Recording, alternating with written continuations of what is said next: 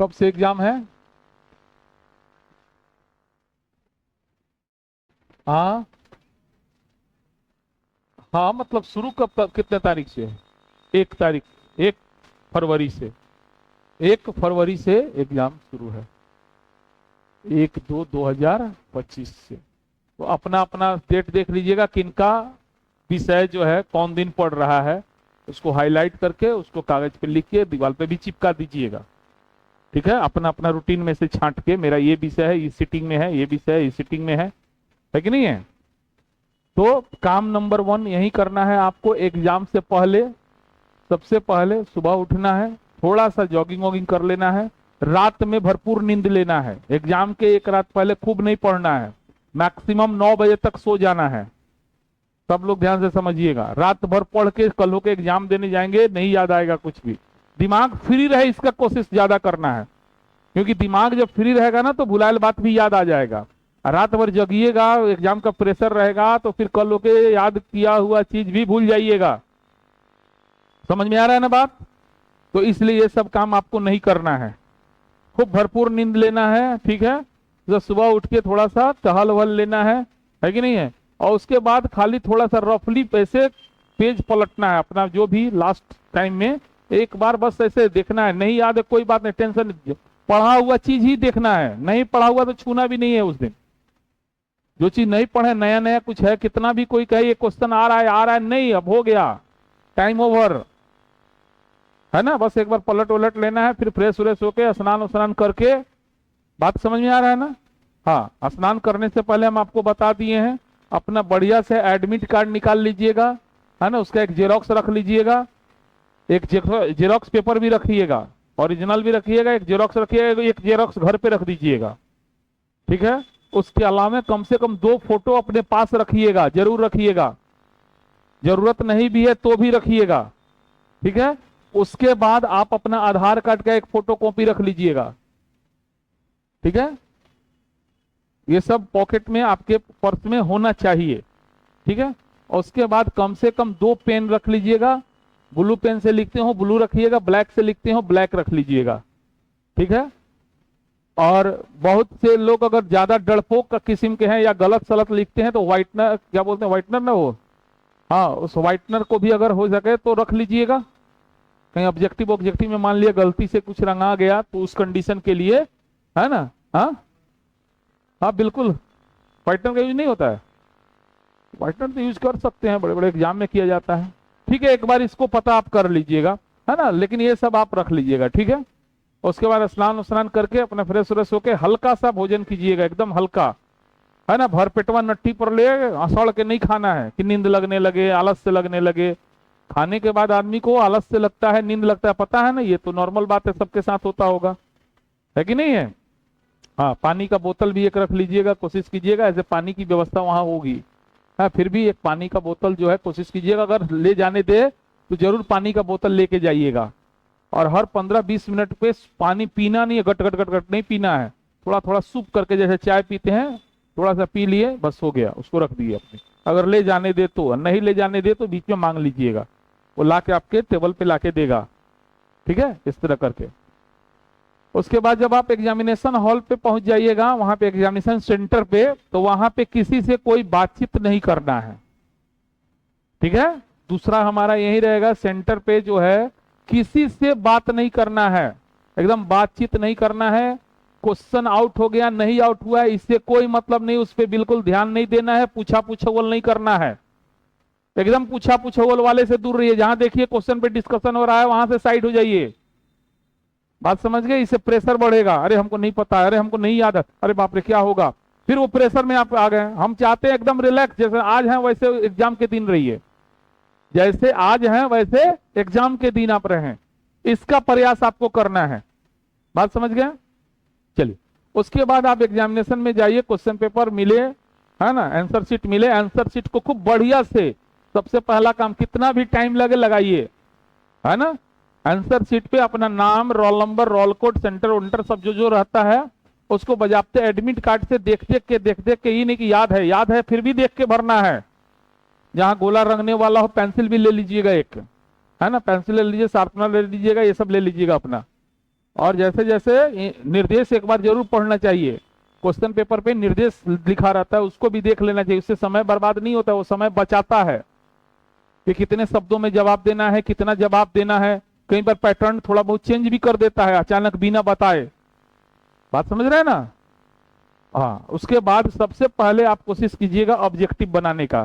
ठीक है, तो ऑब्जेक्टिव के लिए हमने आपको टेक्निक बता दिया है सिंपली, है ना। सिंपल आपको क्या करना है, पहले 100 क्वेश्चन 1 to 100 क्वेश्चन पढ़ना है, 1 से 100 क्वेश्चन पढ़ना है। लेकिन पढ़ने के क्रम में स्टेप नंबर 1 सबसे पहला में आपको जो 100% कंफर्म है उस पर टिक मार्क करना है। 100% कंफर्म है उस पर टिक मार्क करना है।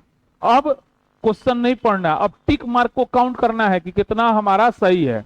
तो चूंकि 100 क्वेश्चन में 50 का जवाब देना है, तो 50 क्वेश्चन अगर 50 प्लस है, ठीक है, ज्यादा प्लस हो गया, जैसे 60-70 आप कंफर्म आ रहा है, तो फिर आप दोबारा पढ़ेंगे। किसको पढ़ेंगे? केवल टिक मार्क वाले को ही पढ़ेंगे, जो आपको लगता है ये मेरा 100% कंफर्म है।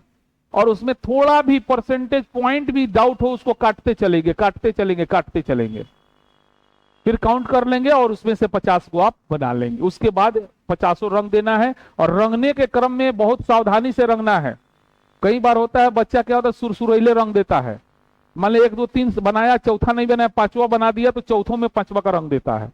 तो इस कंडीशन में भी बहुत से लोगों का गलत हो जाता है। इसीलिए मिला मिला के 1 नंबर रंगना है, 2 नंबर, 3 नंबर, 4 नहीं बनाए छोड़ना है, 5 के सामने आना है।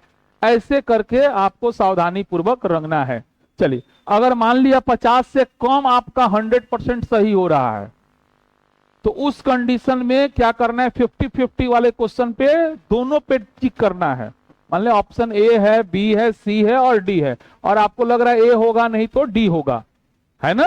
तो उसको अब उस 50-60 को नहीं पढ़िए, जो 100% कंफर्म है उसको तो पढ़ना ही नहीं है सेकंड स्टेज में, नहीं तो समय बर्बाद होगा।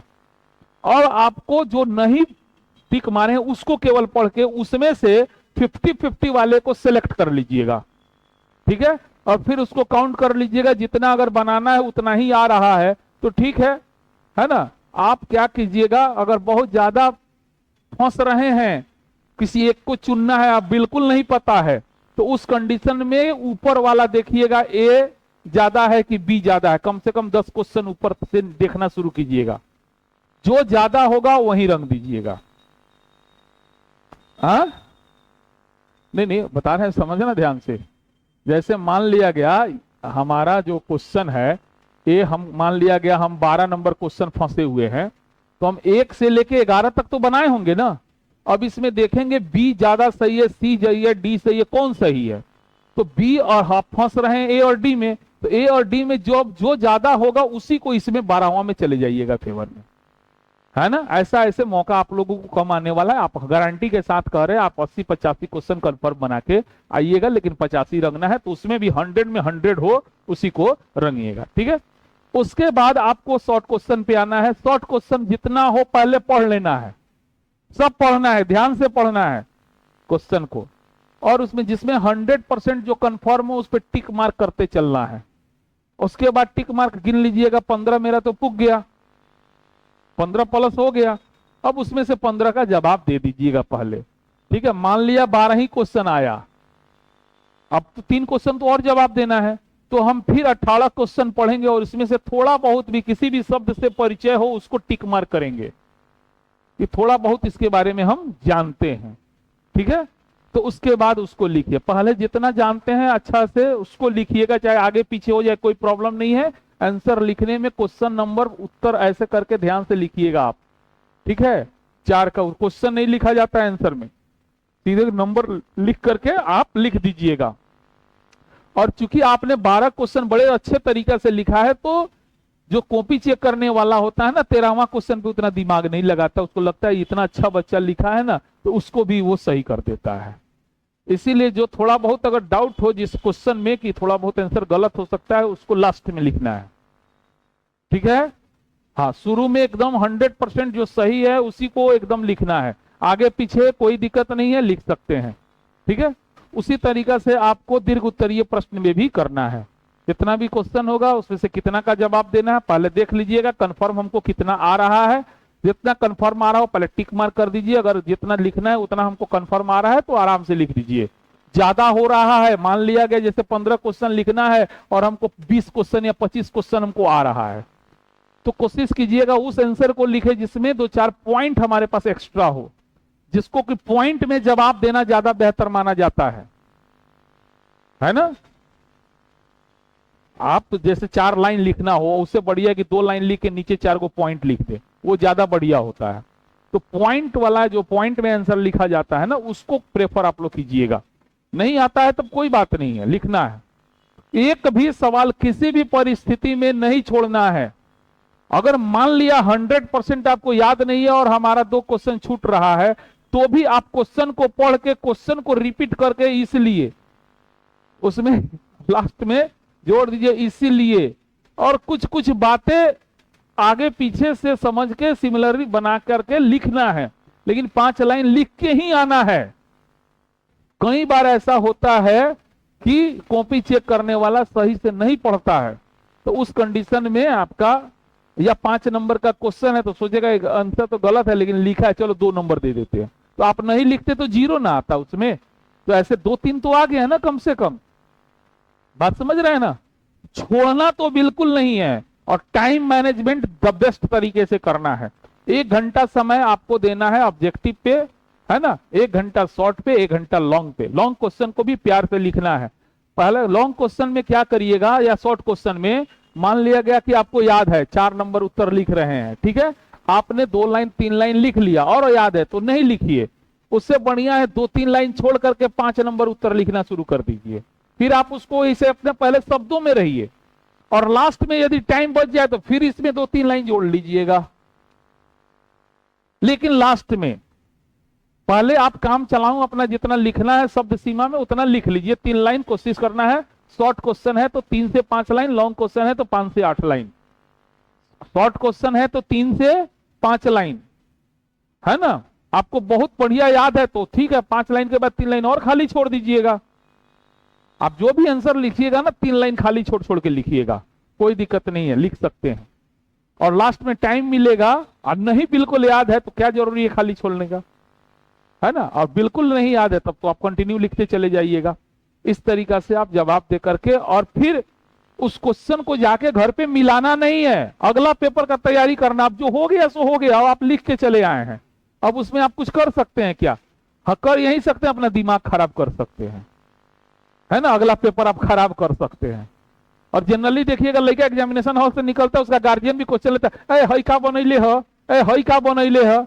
नहीं नहीं, बिल्कुल नहीं। पापा को बोल दीजिए, अपने गार्जियन को बोल दीजिए, पापा प्लीज डोंट डिस्कस, मुझे किसी भी प्रकार का डिस्कशन नहीं, मुझे जो अगला पेपर मुझे उस पर फोकस करना है। मान लिया एक पेपर आपका खराब ही चला गया, तो उसके चक्कर में हम अगला 3 पेपर और नहीं ना खराब करेंगे। ठीक है, इसमें हमारा एक्सपेक्टेशन के हिसाब से 20 नंबर कम ही आ रहा है, तो अगला में कोशिश करेंगे 5-5 नंबर ज्यादा आ जाए, मैनेज हो जाएगा कि नहीं हो जाएगा। अब क्या हुआ, अब उसको माथा लेके बैठ गए, अरे इसमें मेरा खराब, हम जानते थे फिर भी गलती, उफ कैसे हो गया। अब ये पूरा प्रेशर में आप आ गए, तो अगला पेपर में ज्यादा प्रेशर महसूस कीजिएगा। तो एकदम मतलब कोशिश करना है नॉर्मल, जैसे आप घर में बैठे हों, जैसे दोस्तों के पास मिलते हैं, जैसे एग्जामिनेशन पढ़ने आए हैं, तो उस तरीका से अगर आप नॉर्मल तरीके से एग्जाम दीजिएगा तो आपका एग्जाम गारंटी दे रहे हैं प्रेशर की तुलना में बेहतर जाएगा। एकदम नॉर्मल रहना है कि नहीं है, और एकदम रिलैक्स मोड में रहना है, कुछ नहीं सोचना है। यही सोचना है कि सब बेवकूफ बैठा हुआ है। एग्जामिनेशन हॉल में खुद को द बेस्ट समझा जाता है, वही एक सिचुएशन है, अब कुछ नहीं कर सकते आप। और कहना है कि मुझे अपना द बेस्ट परफॉर्मेंस देना है ना। अगर कोई डाउट हो, मान लिया बड़ा बड़ा आंसर है, ध्यान से समझिए, आपको लग रहा है बहुत सारा पॉइंट याद है, तो आप क्या कीजिएगा, आंसर शीट के लास्ट पन्ना पर रफ लिख दीजिएगा, और रफ लिख के पहले ऐसे काट दीजिएगा, क्लियर है ना। और मान लिया कि आंसर में आपको बहुत सारा पॉइंट दिमाग में आ रहा है, उसको हम कैसे सजा के लिखे, ये भी कोशिश करना है स्टेप वाइज लिखने का। तो जितना पॉइंट मान लिया दिमाग में आ रहा है, सारा पॉइंट को आप यहाँ पे एक एक शब्द में लिख दीजिएगा। उसके बाद सेलेक्ट कीजिए, अच्छा हम पहले लाइन में ये लिखेंगे, दूसरे लाइन में ये लिखेंगे, तीसरे में ये लिखेंगे, चौथे में ये लिखेंगे, 5वें में ये लिखेंगे, 6ठे में, ऐसे नंबरिंग कर लीजिएगा, और उसके हिसाब से आप आंसर लिखिएगा। देखिए कितना बढ़िया है। और दीर्घ उत्तरीय में तो इसी पैटर्न पे को फॉलो कीजिएगा, इसीलिए हम 1 घंटा समय दिए हैं। ये नहीं कि जो बात दिमाग में आगे लिख दिए, जो बात दिमाग में आगे लिख दी, वैसे थोड़ी होता है। उसका एक क्रम होता है ना भाई, हर आंसर का लिखने का एक क्रम होता है। ठीक है, अब चलिए कुछ क्वेश्चन का आंसर हम आपको बताएंगे लिखे कैसे, है ना। मान ले न्यूट्रली कुछ भी कोई भी सवाल आता है, जैसे मान ले सिंधु घाटी सभ्यता की विशेषता पूछा, ठीक है, क्वेश्चन पूछ दिया सिंधु घाटी प्लीज शांति सभ्यता की विशेषता पर टिप्पणी करे, इस तरह का अगर सवाल आता है तो कैसे लिखेंगे। ठीक है, तो सबसे यहां मेन वर्ड हो गया सिंधु घाटी और दूसरा हो गया इसकी विशेषता। दो शब्द को गोला घेर सकते हैं क्वेश्चन पेपर पे, सिंधु घाटी और विशेषता। तो सबसे पहले आप सिंधु घाटी सभ्यता के बारे में लिखेंगे, इसके बारे में लिखेंगे क्या, है ना। तो सिंधु घाटी सभ्यता की खोज, एक ही लाइन में कोशिश करना, खोज किसने की, कब की, बात समझ रहे हैं ना। ऐसे 2 लाइन जरूर लॉन्ग आंसर में 1 से 2 लाइन लिखिएगा। ठीक है, सिंधु घाटी के बारे में बता दीजिएगा कि यह भारत की सर्वप्राचीन सभ्यता है, सबसे पुरानी सभ्यता है, जिसकी खोज 1921 ईस्वी में ऐसे करके इन्होंने किया, है ना। इस सभ्यता के प्राप्त अवशेषों के आधार पर इसकी प्रमुख विशेषताएं निम्नलिखित प्रकट होती है। नंबर 1 पॉइंट में, उसके बाद विशेषता 5 पॉइंट कोशिश कीजिएगा लिख देंगे, बस हो गया। द बेस्ट आंसर होगा आपका, है ना। तो इसे क्वेश्चन में कोशिश करना है आपको इस चीज को समझने का कि क्वेश्चन में उसको गोला घेरिए कि वो कीवर्ड क्या है, क्वेश्चन का कीवर्ड क्या है ना। बात मेरा समझ में आ रहा है ना। जैसे मान लिया अकबर की मनसबदारी प्रथा पूछा, ठीक है, अकबर की मनसबदारी प्रथा के बारे में आप क्या जानते हैं। तो यहां 2 कीवर्ड हो गया, एक अकबर हो गया और एक हो गया, तो पहले आपको अकबर के बारे में 2 लाइन लिखना है कि अकबर मुगल वंश का एक महानतम शासक था, वह इतना ईस्वी में गद्दी पर बैठा और इतना ईस्वी तक शासन किया। इसने अपने शासन काल के दौरान मनसबदारी प्रथा की नीति को अपनाया आगे मनसबदारी प्रथा पे। अब ये क्या है 2 लाइन में लिख दीजिएगा, बात समझ में आ गया ना, बिल्कुल। तो इस तरीका से आंसर लिखा जाता है। मान लो यही चीज अगर नहीं समझ में आ रहा कैसे लिखे, तो सीधे वहीं लास्ट पेज पे जाइएगा, रफ वाले को पन्ना पे, आप सोचिएगा अकबर के बारे में पॉइंट 1 2 3 4 को पॉइंट सोच लीजिएगा, लिख दीजिएगा एक एक शब्द, है ना। मनसबदारी प्रथा के बारे में कुछ कुछ सोच के लिख दीजिएगा। अब लिखे कैसे, तो उसको सजाइएगा, 1 नंबर में ये लिखेंगे, 2 में ये लिखेंगे, 3 में ये लिखेंगे, 4 में ये लिखेंगे, 5 में ये लिखेंगे, और ऐसे करके आंसर लिख दीजिएगा। देखिए द बेस्ट आंसर होगा आपका। और यही पैटर्न आगे आपको यूपीएससी हो, बीपीएससी हो, या बीए हो, एमए हो, कहीं भी हो, आंसर इसी तरीका से लिखा जाता है। ठीक है, चलिए आप सब लोग को द बेस्ट ऑफ लक है, बढ़िया से पढ़िए। और हम फिर कह रहे हैं एग्जाम के 1 दिन पहले तक जिनको भी पर्सनली कोई डाउट हो आप आइए और आकर हमसे जो भी सवाल हो पूछिए। और ये सोच के पढ़िए कि ये अंतिम 1 महीना है, इस 1 महीने का नतीजा हमको आजीवन, जब तक जिंदा रहेंगे तब तक वो सर्टिफिकेट मेरे पास रहेगा। तो इसलिए 1 महीने का फल हमको पूरे जीवन भोगना है। इसलिए हम 1 महीना जो वर्तमान समय बचा हुआ है, इसको हम कितना बेहतर तरीका से हम पढ़ सकते हैं, इसका यूज कर सकते हैं इस 1 महीने का। क्योंकि अगर बात जान लीजिए, नंबर कम आ गया तो भी प्रॉब्लम है, फेल हो गए तब तो बहुत बड़ा प्रॉब्लम है। नंबर कम आ गया तो फिर आप सोचिएगा कि हम अब अगले साल दे करके बढ़ा लेंगे, तो 1 साल का तो गैप हो जाएगा ना। अब फेल हो गए तो भी 1 साल का गैप हो गया, इसकी भरपाई नहीं होती है, इसकी भरपाई किसी कीमत पे नहीं होती है। और ये आपको भविष्य में जब आप यूपीएससी और बीपीएससी का एग्जाम दीजिएगा, इंटरव्यू में जाइएगा, तो आपसे एक सवाल बन जाएगा कि आपने 1 साल क्या किया, आपका 1 साल गैप क्यों है, नंबर कम है तो आपको इतना कम नंबर क्यों आया। बात समझ रहे हैं ना। तो ये 1 महीना आपको पूरे जीवन भोगना है। यही अगर 90-95% नंबर लाइएगा तो आप जहां जाइएगा रेस्पेक्ट मिलेगा, और आजीवन उसको तो एकदम, कुछ लोग तो शीशा में लगा करके रूम में टांगते हैं, देखो मेरा इतना % नंबर आया था, है ना। आप अपने बच्चा को छोड़िए, पोता पोती को भी दिखाइएगा, कहिएगा देखो मेरा तो 95% मार्क्स आया था, है कि नहीं है। तो ये सर्टिफिकेट का इतना वैल्यू है, इसीलिए खूब ईमानदारी से आप लोग मेहनत कीजिए। ठीक है, चलिए जाइए अब आप लोग।